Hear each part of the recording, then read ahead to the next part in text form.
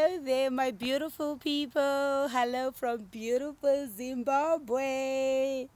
Yes, from the motherland. Welcome back to my channel and welcome to everyone that is just coming here for the first time. Please subscribe, turn on your notification bell so you get to know every time I get to post up a video. Yes, so I trust you're all well and everything going well this February, start of this new year. Today I'm just gonna talk to you guys about why I moved back to Zimbabwe. Well, why not, guys? I'm Zimbabwean, born and bred in Zimbabwe, so why not? Home sweet home. Yeah, I must say my spirit is alive. I am so alive. I couldn't be happier being here. You know, family, my brothers, my nephews, nieces. It's just like, yeah, really good. Um, yeah, not that I don't actually miss England at all, even though I was there for that long, 20 plus years. It's just like I don't miss it at all, and I don't think I would ever like go back to England to live. No, I don't think so. Not anytime. Well, no, never. Anyway, not that there's not good things that came out of England. I had my beautiful diamond, my one and only baby boy, Toby, in England. I birthed my brand Ra while I was in England. So, yeah, they were, few good things that came out of that. I met great, amazing people. Yeah, it was an experience I had to go through, but I felt my time was up. So I think for me it was more like a spiritual calling. Like, yeah, I would come to Zimbabwe, like, quite often. And every time I was on holiday and when it was time to go back to England, I'll be like, what am I doing? So that started like in 2018, just wanting to be home. And yeah, so 2018, 2019, I was just like, I've got to be home. I would just dream being at home, like so many great things happening while I'm there. And, so I think when COVID hit, that's when I said, I'm just going to take this call because it had been something troubling me for, like a few years. Like, I've got to be home, like, the political situation, like the economy, especially the economy. I mean, we keep complaining while we're out there in the diaspora and we're not knowing like what is really going on the ground. The economy needs its people. So I was thinking about all these things, more 2019.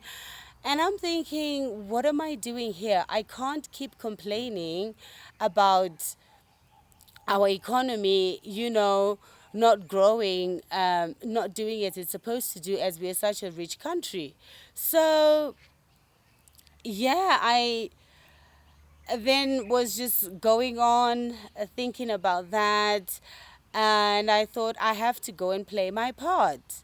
And then there I am on the other hand, like me listening to my intuition. Like, yeah, I could just feel there was just something that was just saying that it's time to go home.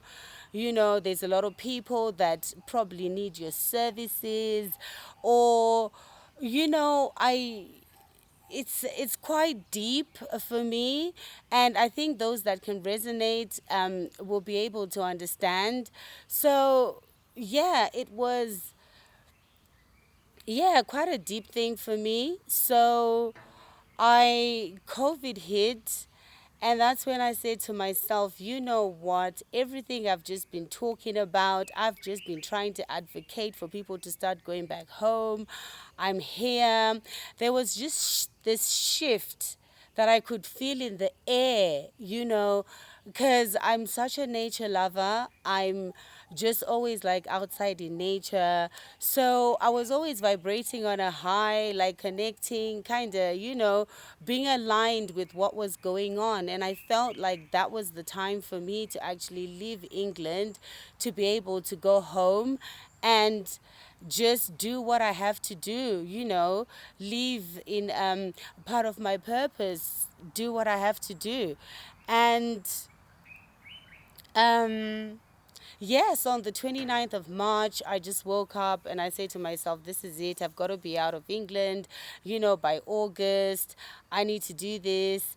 And that's when I just went and I told my son, like, Toby, I've been talking about going to Zimbabwe. I think this is the time we have to be out of here by August. And this was like 4 months. And I gave myself that 4 months, started planning everything, like the shipping, the sorting out the schools, everything. It was just like, yeah, I had 4 months to literally just do. I just said, I'm just going to do it. Feel the fear and do it anyway. So, yeah, that's like what I think. If COVID hadn't happened, I don't actually know if I would still be in England, but I think I would have already come back. Oh my gosh, mosquitoes, mosquitoes out here.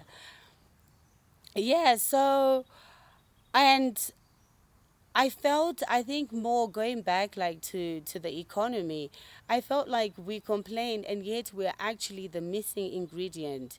We are the missing ingredient that is needed for Africa to actually go forward. The motherland desperately needs its children back. We can't keep complaining from like 10,000 miles away, like complaining and not doing anything about it. The Europeans have their 100-year plans, the Chinese have their 100-year plans of what they want to do with Africa. And yet we are there in the diaspora complaining, and yet we are pumping in to their economies. Their economies are going forward, and yet we are there complaining about our economies. It needs its people. We need to be together. It needs its people for everything to go forward, for our economies to grow. We've been away for too long and we can't keep complaining, while we're out there. We've got so many bills that you're paying while you're in England as well. There's just no peace of mind. A lot of people are going into depression. So many people are working so hard, dropping dead.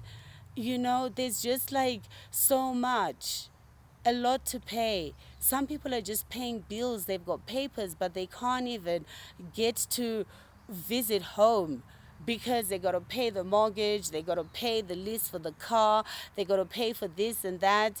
There's just so much for them. Too many bills, bills, bills, and then you don't see your family, you get depressed. There's just like a lot that just goes on there. I feel we were meant to go for like a certain amount of time. I mean, some people are meant to be out, I suppose, but I always say that your destiny is never tied to your place of your geographical place at that moment. So sometimes when you feel something, just listen to yourself, listen to your intuition. You know, I know there's a lot of people that are like myself who who feel now that they have to be in Zimbabwe. They want to be in Zimbabwe. There's this calling, there's something that's just like pulling them, like calling them to come home and be home and do what they have to do. But there's this sense of fear because of the whole brainwashing. We think that being there is like, the it place because, yeah, we've seen the lights and whatever, and yet we're in places where we don't belong. They will never love us. They will never love us. And so sometimes we've got to end up loving ourselves to the extent of not being crying victim all the time as we do. Yeah, we've got where we belong. Africa, it started in Africa, it's going to end in Africa. Africa is the future. Like now, so many people are moving back home, moving to Africa, because that's where it's happening, that's where it's at. It's not going to be easy. Well, nothing's going to be easy in life, but you've got to just persevere. Follow those dreams. And I know that I'm talking to somebody. I know I am talking to somebody. Follow that dream. Listen to that inner voice that is telling you that it's time for you to leave where you do not belong and go to where you belong. There are a lot of people out there that have that feeling, but the fear is there. You just have to do what you have to do. And by listening to that call, you will never suffer and you will never lack.